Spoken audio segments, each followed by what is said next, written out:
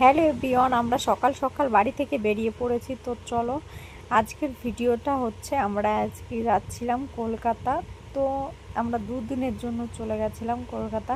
তো আমরা সকাল সকাল দেখো চলে এসেছি। আর এখানে স্টেশনে কত ভিড় হয়েছে, এত সকালে বেরিয়েছি তবুও মানে প্রচুর ভিড় হয়েছে।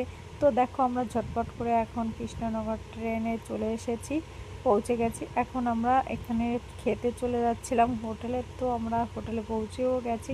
তো দেখো এখানে সবাই হাত দিয়ে খেতে বসে পড়েছে। তারপর খাওয়া দাওয়া কমপ্লিট করে আমরা আবার স্টেশনের দিকে ফিরে যাচ্ছিলাম ট্রেনে ওঠার জন্য। তো তারপরে আমরা এখানে ট্রেন থেকে প্রায় নেমে দেখো চলে এসেছি। এখন আমরা চলে এসেছিলাম হচ্ছে লন্ডন সেমিনারে। তো আমরা সেখানে ঢুকছি ভিতরে। তো এখানে দেখো সবাই যাচ্ছে ভয়ে ভয়ে। আর এখানে ভাই দেখো লিফটে উঠেছে কতজনে একসঙ্গে। তো তারপরে আমরা পৌঁছে এখানে দেখছি এখানে সবাই আগের থেকে দাঁড়িয়েছে।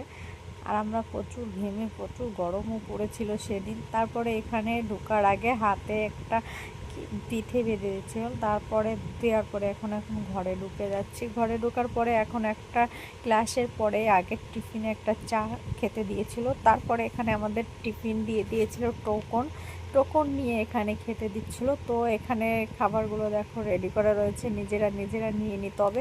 তো এখন আমরা খাওয়া শুরু করে দিচ্ছি। এখানে আমার বরমশাই রয়েছে। তো দেখো সারাদিন আমার জন্য বাইরে অপেক্ষা করে বসেছিল কষ্ট করে। আমার বরমশাই খুবই আমার জন্য কষ্ট করেছে, কারণ এটুকু তো কষ্ট করতেই হবে না।